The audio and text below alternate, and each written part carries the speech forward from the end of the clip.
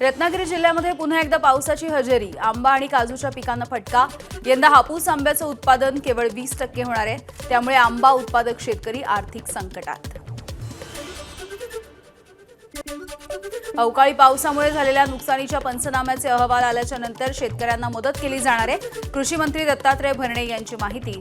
तसंच ऑगस्टपर्यंत कमी पाऊस राहणार असल्यानं काटकसरीनं पाणी वापरण्याचं शेतकऱ्यांना आवाहन। बोंदू खरातच्या पोलीस कोठडीमध्ये वाढ झाली आहे। अशोक खरातला 1 एप्रिलपर्यंत पोलीस कोठडी असेल। महिलांवरती अत्याचार आणि शोषण केल्याचे आरोप आहेत। अनेक पीडित वेगवेगळ्या गुन्ह्यांच्या संदर्भात पुढे येण्याची शक्यता आहे। बोंदू अशोक खरातकडून माइंड रिडिंगच्या नावाखाली फसवणूक करण्यात आली आहे। खरात माइंड रिडिंगमध्ये पटाईत असल्याचं चौकशीमधून समोर आलंय। महिलांना लक्ष्य करत मानसशास्त्रीय पद्धतीनं तो विश्वास संपादित करायचा। रुपाली चाकणकर यांना समन्स बजावल्याची सूत्रांची माहिती आहे। शिवनिका संस्थेच्या सर्व आजी-माजी सदस्यांची चौकशी होणार आहे। चाकणकर यांची देखील एसआयटीकडून चौकशी होण्याची शक्यता आहे। शिवनिका संस्थेचे सर्व व्यवहार आता एसआयटीच्या रडारवर। कराडच्या प्रकरणी रुपाली चाकणकर आणि सुनील तटकरे यांच्यावरती गुन्हा दाखल करून अटक करा। शरद पवार यांच्या राष्ट्रवादीचे प्रवक्ते विकास लवांडेंची मागणी। कराडला पाठबळ देणाऱ्यांना अभय देऊ नका। लवांडेंचं कारवाई करण्यासाठी मुख्यमंत्र्यांना पत्र। संजय राऊतांवरती नवनाथ बन यांचा पलटवार। खरातसाठी संजय राऊतांनी दलाली केल्याचा भाजपचे प्रवक्ते नवनाथ बन यांचा आरोप आहे। शेतकऱ्यांचं पाणी खरातला देऊन लाभ घेतल्याचा नवनाथ बन यांचा आरोप आहे। अशोक खरातच्या संपत्तीची माहिती सरकारनं द्यावी। अवैध मार्गानं त्यानं खूप संपत्ती आतापर्यंत मिळवली आहे। खरातच्या पाठीमागे 40 आमदार होते। खासदार संजय राऊतांचा घणाघात। खरातच्या सोबत फोटो असणाऱ्या उपमुख्यमंत्री एकनाथ शिंदेंची चौकशी करा। दीपक केसरकर यांची देखील चौकशी करण्याची मागणी संजय राऊतांनी केली। अमित शहांपर्यंत खरात कसा जाऊन पोहोचला असाही राऊतांचा सवाल आहे। संजय राऊतांच्या आरोपांना नवनाथ बन यांचं उत्तर। उद्धव ठाकरे आणि मिलिंद नार्वेकर यांची चौकशी करा। न्याय हवा असेल तर सगळ्यांची चौकशी करण्याची बन यांची मागणी। सुनेत्रा महिनींच्या नेतृत्वामध्ये दोन्ही राष्ट्रवादीचं विलीनीकरण झालं तर अभिमानाची बाब असेल। अजून वेळ निघून गेलेली नाही। राष्ट्रवादीचे आमदार सुनील शेळकेंचं वक्तव्य। विलीनीकरणाबाबत निर्णय सुनेत्रा पवार घेतील। राष्ट्रवादीचे प्रदेशाध्यक्ष सुनील तटकरेंची प्रतिक्रिया। तर भाजपनं राष्ट्रवादीच्या कोणत्याही बाबतीमध्ये हस्तक्षेप केलेला नाही। तटकरेंची माहिती। राजकारणामध्ये लवकरच मोठा भूकंप होणार आहे। शिवसेनेच्या खासदार ज्योती वाघमारे यांनी संकेत दिले आहेत। ऑपरेशन टायगर किंवा ऑपरेशन तुतारी योग्य वेळी होणार असल्याचं त्यांनी स्पष्ट केलंय। नांदेडमधल्या महिला सत्कार सोहळ्यामध्ये त्यांनी हे विधान केलंय। भटक्या विमुक्त जातीचे 53 आमदार निवडून आणले। आता आम्हाला विधान परिषदेवरती संधी द्या। दौलत शितोळे यांची मुख्यमंत्री फडणवीसांकडे मागणी। पंढरपूरमध्ये भटक्या विमुक्तांच्या 42 जातींच्या मेळाव्यामधून फडणवीसांचं विधान। बीडच्या परळी वैजनाथ मंदिर परिसरामध्ये आषाढी एकादशी आणि महाशिवरात्रीच्या निमित्तानं मांस विक्री बंद ठेवण्याचं सामाजिक कार्यकर्त्यांचं नगर परिषदेकडे निवेदन। तसंच निवेदनाची दखल न घेतल्यास जिल्हाधिकारी कार्यालयाच्या समोर उपोषणाचा देखील इशारा। साताऱ्यामधल्या कास पठारावरती स्टंटबाजी करणाऱ्या 2 जणांवरती पोलिसांची कारवाई। प्रतीक शिंदे आणि साहिल निकम या दोघांनी या घटनेची पुनरावृत्ती करणार नाही असं लिहून घेतलं आणि मग त्यांची सुटका झाली आहे। मुंब्र्यामध्ये विद्यार्थ्यांमध्ये तुफान हाणामारीचा व्हिडिओ व्हायरल झालाय। मुंब्रा पोलिसांकडून तपास। मुंब्र्यातल्या खडी मशीन रोडवरती शाळकरी विद्यार्थ्यांच्या 2 गटांमध्ये हाणामारी झाली। या भांडणामध्ये मध्यस्थीसाठी गेलेल्या स्थानिक तरुणाच्या हाताला चाकू लागल्यामुळे दुखापत झाली आहे। अहिल्यानगरमधल्या जामखेड कर्जत रोडवरती 10वी मधल्या विद्यार्थ्याच्या कारचं नियंत्रण सुटलं आणि अपघात झाला। घटनेमध्ये 7 विद्यार्थी जखमी झाले। एकाची प्रकृती चिंताजनक आहे। सर्व विद्यार्थी रविवार असल्यानं अकलूजच्या वॉटर पार्कला जात होते। रायगडच्या म्हसळामध्ये एसटी बसला अपघात झालाय। तोराडी के म्हसळा या ठिकाणी ही बस जात होती। थेट पंक्चरच्या दुकानामध्ये ही बस शिरली आहे। पंक्चर काढणारा व्यक्ती थोडक्यात बचावलाय। गोंदियामध्ये भरधाव ट्रकच्या धडकेमध्ये दुचाकीस्वाराचा जागीच मृत्यू झालाय।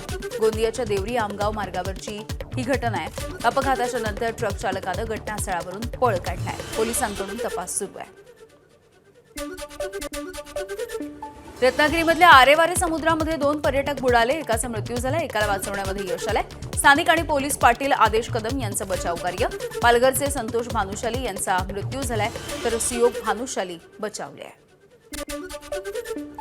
बुलढाण्यामधल्या सैलानी बाबांच्या दर्शनासाठी जाणाऱ्या भाविकांच्या पिकअपचा मेहकर जवळ भीषण अपघात झालाय. या अपघातामध्ये 2 भाविकांचा मृत्यू झाला. 23 जण जखमी आहेत. पिकअप चालकाचं नियंत्रण सुटल्यामुळे हा अपघात झालाय. वसईमध्ये खड्ड्यांमुळे बाईकचा अपघात झाला. या अपघातामध्ये वडील आणि मुलगा जखमी झालेत. रस्त्यामधल्या मोठ्या खड्ड्यांमुळे गाडी घसरली आणि दोघेही रस्त्यावरती कोसळले. अपघाताची ही घटना सीसीटीव्हीमध्ये कैद झाली आहे. जळगावमधल्या चाळीसगाव तालुक्यामधल्या शिवापूरमध्ये पती पत्नीची आत्महत्या. एकाच दोरीनं गळफास घेऊन भगवान जाधव आणि आशाबाई जाधव यांनी आयुष्य संपवलंय. शेतामधल्या झाडाला गळफास घेऊन त्यांनी आत्महत्या केली आहे. 2 लहान मुलं पोरकी झाली आहेत. आत्महत्येचं कारण अद्यापही अस्पष्ट आहे.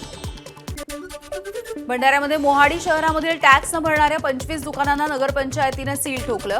तर व्यापाऱ्यांचा उद्रेक बघून आमदार राजू कारेबोरे यांनी मध्यस्थी करून व्यावसायिकांना दिलासा दिलाय. यवतमाळच्या पुसद शहरामध्ये 30 लाखांचा 400 ब्रास अवैध वाळूचा साठा जप्त. पोलीस आणि तहसील पथकाची संयुक्त कारवाई. अवैध रेती साठ्याच्या विरोधात महसूल मंत्री चंद्रशेखर बावनकुळेंकडे केली होती तक्रार. भंडारा जिल्ह्यामधल्या उमरझरी गावकऱ्यांचा साकोली तिरोडा रस्त्यावरती आंदोलन. काल वाघाच्या हल्ल्यामध्ये एक महिला गंभीर जखमी झाली होती. त्या वाघाचा तातडीनं बंदोबस्त करावा या मागणीसाठी स्थानिकांचं आंदोलन. मुंबईतील नॅशनल गॅलरी ऑफ मॉडर्न आर्टमध्ये आयोजित केलेल्या मॅक्स सिटी लिटरेचर या फेस्टिव्हलला उत्साहपूर्ण वातावरणामध्ये सुरुवात झाली आहे. विविध वयोगटांमधील साहित्यप्रेमींचा या फेस्टिव्हलला उत्स्फूर्त प्रतिसाद.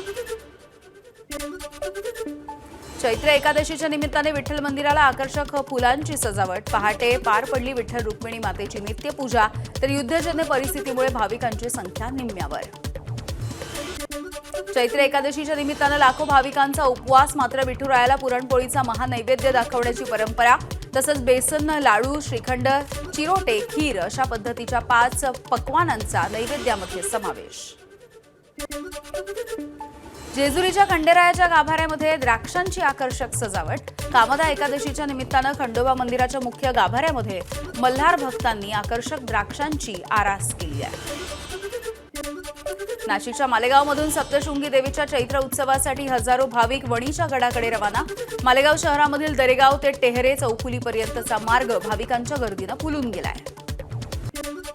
जळगावमध्ये ग्रह, राशी, नक्षत्र, मूर्ती प्राणप्रतिष्ठेच्या निमित्तानं 5 किलोमीटरपर्यंत 51 कलशांची यात्रा. महिला आणि मुली पारंपरिक वेशभूषेमध्ये सहभागी. जळगाव शहराजवळच्या मन्यारखेडा परिसरामध्ये ही यात्रा निघाली आहे. 30 मार्च ते 4 एप्रिलच्या दरम्यान राज्यामध्ये मेघगर्जनेसह वादळी पावसाची शक्यता आहे. मराठवाडा, पश्चिम महाराष्ट्र तसंच मध्य महाराष्ट्रामधल्या घाट परिसरामधील जिल्ह्यांमध्ये पावसाची शक्यता आहे. शेतकऱ्यांनी काढणी केलेल्या पिकांना सुरक्षित ठेवण्याचं आवाहन करण्यात आलंय. अहिल्यानगरमध्ये हॉटेल व्यावसायिकाकडून जळाऊ लाकडाचा वापर तर अचानक जळाऊ लाकडाची मागणी वाढल्यामुळे सॉमिल चालकांचं व्यवस्थापन काहीसं बिघडलंय. साताऱ्यामधल्या माण तालुक्यामधल्या मोगराळे सोलर कंपनीच्या परिसरामध्ये बिबट्याचं दर्शन झालंय आणि बिबट्याचा हा वावर सीसीटीव्ही कॅमेऱ्यामध्ये देखील कैद झालाय. कंपनीमधल्या कर्मचाऱ्यांनी वन विभागाला या बिबट्याच्या संदर्भातली माहिती दिली आणि बिबट्याचा बंदोबस्त करण्याची मागणी सध्या होतीये. साताऱ्याच्या पाटणमध्ये 5 दिवसाचा डोंगरी महोत्सव रंगणार आहे. डोंगरी महोत्सवामधून ग्रामीण संस्कृतीचं दर्शन होईल. पालकमंत्री शंभूराज देसाई यांची माहिती. 2 एप्रिल ते 6 एप्रिलच्या दरम्यान महोत्सवाचं आयोजन. परभणीमधील बीएड सीईटी परीक्षेचा घोळ मिटता मिटेना. सलग 3ऱ्या दिवशी सेंटरला कुलूप असल्यामुळे परीक्षार्थींना परत जावं लागलंय. परीक्षार्थींचं जिल्हाधिकारी कार्यालयामध्ये निवेदन. बेस्ट बसवरती टोलचा वार्षिक 9 कोटींचा बोजा. टोल माफी द्या यासाठी समिती अध्यक्ष तृष्णा विश्वासराव यांचं एकनाथ शिंदेंना पत्र. टोल अप्रत्यक्षपणे प्रवाशांवरती पडणारा भार असल्याचं पत्रामध्ये नमूद करण्यात आलंय. मुंबईमधील 2 नव्या मेट्रो मार्गिकांच्या लोकार्पणाला अखेर मुहूर्त सापडलाय. दहिसर ते मीरा भाईंदर मेट्रो 9 आणि मानखुर्द मेट्रो 2B या मार्गिकेमधल्या पहिल्या टप्प्याचं लोकार्पण होणार आहे. 3 एप्रिलपासून दोन्ही मार्गिकांवरती मेट्रो धावणार आहे.